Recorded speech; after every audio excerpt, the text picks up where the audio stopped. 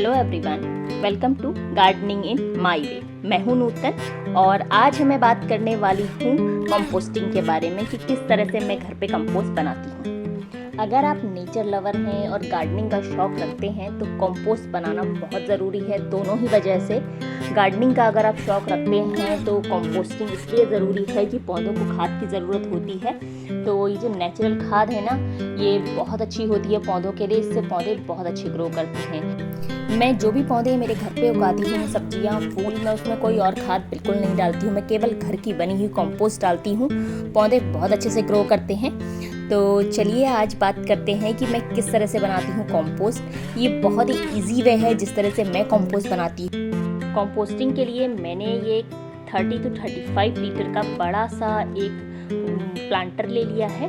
मैं पहले ढूंढ रही थी मिट्टी के कंपोस्ट बिन, बट वो मुझे नहीं मिला और ऑनलाइन वो काफ़ी कॉस्टली पड़ रहा था। तो मैंने नर्सरी में जाकर के इस तरह का एक बड़ा सा प्लांटर ले लिया है। ये प्लास्टिक का है। मैं इसमें कंपोस्टिंग करती हूँ। देखिए अभी भी ये भरा हुआ है।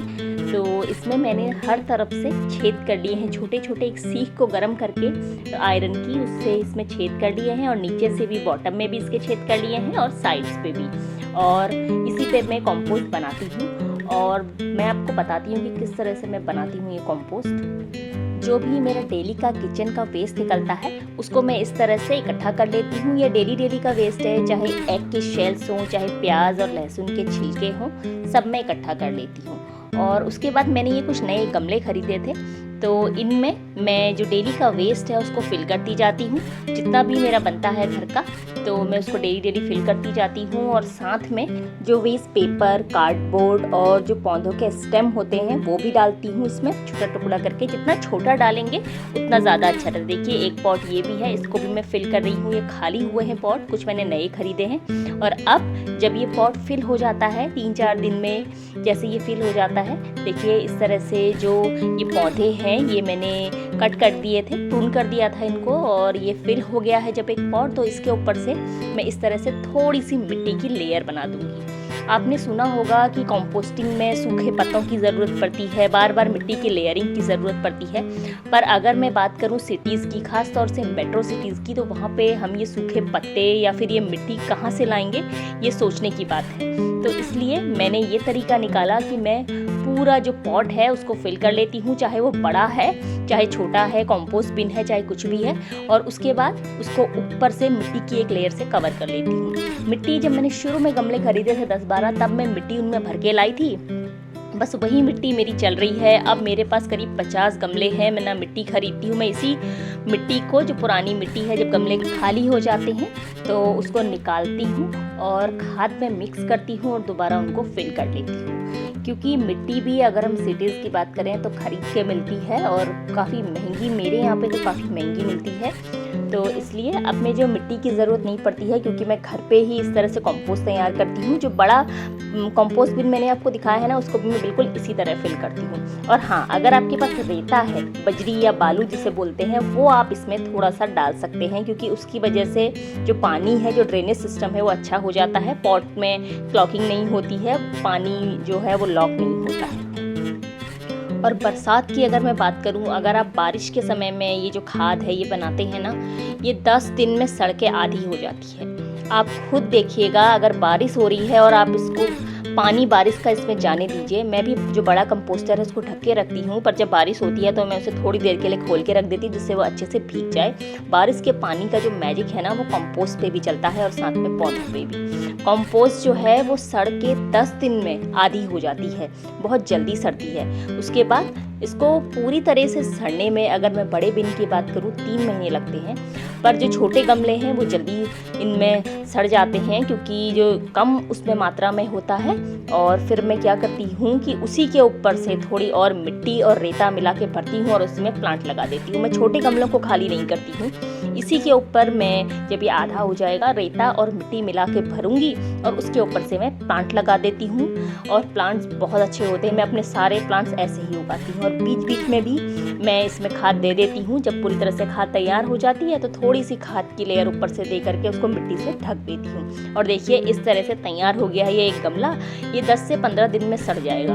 और उसके बाद, क्योंकि इस समय पे बारिश अच्छी हो रही है, तो ये मैंने बारिश में रख दिया है और अब जब ये सड़ जाएगा तो मैं इसमें मिट्टी और रेता मिला के भर दूँगी ऊपर से और उसके बाद से इसमें पौधा लगा दूँगी। और देखिए ये एक और गमला है जो भर गया था, इसको भी मैं इस तरह से मिट्टी से कवर कर लूँगी। इसमें थोड़ी सी रेता भी मैंने मिला रखी है।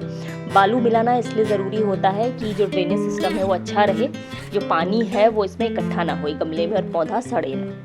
जब हम टेरेस पर कंपोस्टिंग करते हैं छत पर तो इसमें कोई दिक्कत नहीं है, बट अगर आप बैल्कनी में कर रहे हैं ये कंपोस्टिंग तो जो कंपोस्ट है उसमें से स्मेल और उसमें कीड़े बनने लगते हैं, तो आप उसके लिए मिट्टी के कंपोस्ट बिन का यूज़ करें और उसमें नीचे से एक प्लेट या फिर ट्रे रख दें। और मिट्टी के जो कंपोस्ट बिन है ना उसमें जो एयर है वो अच्छे से पास आउट होती है, तो उसमें जो कीड़े होते हैं ना छोटे छोटे उड़ने वाले वो कम बनते हैं। और एक कॉर्नर पे रख दीजिए, इसमें कोई स्मेल नहीं आती है। अगर आप इसको अच्छे से कवर करके रखते हैं तो अच्छे से कंपोस्ट बन जाती है। और अगर बड़ा कंपोस्ट बिन है तो 3 महीने का टाइम इस पर लगता है। जब भी बारिश होती है तो इसको एक बार के लिए खोल दीजिए, थोड़ा बहुत पानी इसमें जाने दीजिए जब तक कि अच्छे से भीग जाए, फिर देखिए कंपोस्ट कितने अच्छे से तैयार होती है। अगर आप प्लास्टिक का कंपोस्टर यूज़ कर रहे हैं तो टेरेस पे ही उस पर कंपोस्टिंग करें, क्योंकि प्लास्टिक के कंपोस्टर में कंपोस्टिंग थोड़ी मेसी होती है। अगर आप पहले से नहीं कर रहे हैं तो इसमें कीड़े ज़्यादा बनते हैं और कीड़े सारे कंपोस्ट में बनते हैं। ये जो कीड़े होते हैं ना यही हमारे कंपोस्ट को सड़ाने में हेल्प करते हैं। जैसे ही आपकी कंपोस्ट पूरी तरह से बन जाएगी कीड़े अपने आप ख़त्म हो जाते हैं, आपको कुछ करने की ज़रूरत नहीं पड़ती है। बीच बीच में कंपोस्ट को हिला लेना चाहिए, ऊपर नीचे कर लेना चाहिए अगर आप कर सकते हैं तो। मेरा कंपोस्ट बिन बहुत बड़ा है, जब ये आधा हो जाता है उसके बाद ही मैं इसको हिलाती हूँ, क्योंकि इसको जो है चलाना इतना आसान नहीं होता है। मार्केट में टेराकोटा के कंपोस्ट बिन मिलते हैं। टेराकोटा के जो कंपोस्टर हैं वो आपको ऑनलाइन भी मिल जाएंगे, किसी भी साइट पे आपको आसानी से अवेलेबल होंगे। लेकिन जो ये टेराकोटा के कंपोस्टर्स हैं ये काफ़ी महंगे पड़ते हैं। अगर आप चाहें तो इनको खरीद सकते हैं। इनमें जो कंपोस्टिंग है वो बहुत ईजी होती है, चाहे बैल्कोनी में करें या फिर आप छत पे करें। अगर आप फर्स्ट टाइम कंपोस्टिंग कर रहे हैं तो मैं आपको एडवाइस करूँगी कि आप क्ले या टेराकोटा जो होता है मिट्टी के बने हुए कंपोस्टर्स का यूज़ करें, और नहीं तो आप किसी मटके में भी कंपोस्टिंग कर सकते हैं। उसमें नीचे से होल कर लीजिए और जिससे जो पानी है वो निकल जाएगा। और देखिए ये जो मेरी कंपोस्ट है ये बनके तैयार हुई है, ये मैं आपको दिखा रही हूँ। मैंने जब कंपोस्टर खाली किया है तो इस तरह से ये बनके तैयार हुई है।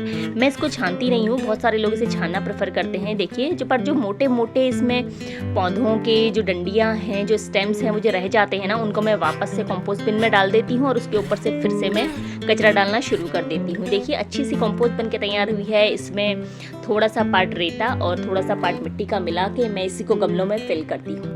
और जैसे ही चाहे फ्लावर्स हों या वेजिटेबल्स हों, उनका सीज़न आता है तो जो पुराने गमले हैं उनको मैं निकाल करके, उनकी सारी मिट्टी को निकाल करके इस खाद को उसमें मिक्स करती हूँ और उसको दोबारा से भर देती हूँ, दोबारा से फ्लावर्स उसमें प्लांट कर देती हूँ। तो मेरा तरीका ये है खाद बनाने का। आप भी बनाइए घर के कचरे से खाद और उगाइए बहुत अच्छी अच्छी सब्जियाँ और फूल। और अगर आप देखना चाहते हैं अच्छी अच्छी रेसिपीज़ और बहुत सारे DIY और क्राफ्ट आइडियाज़, तो आप मेरे दूसरे चैनल चटपटे किस्से मीठी कहानियाँ को चेकआउट कीजिए। लिंक मैं वीडियो के एंड में दे दूँगी।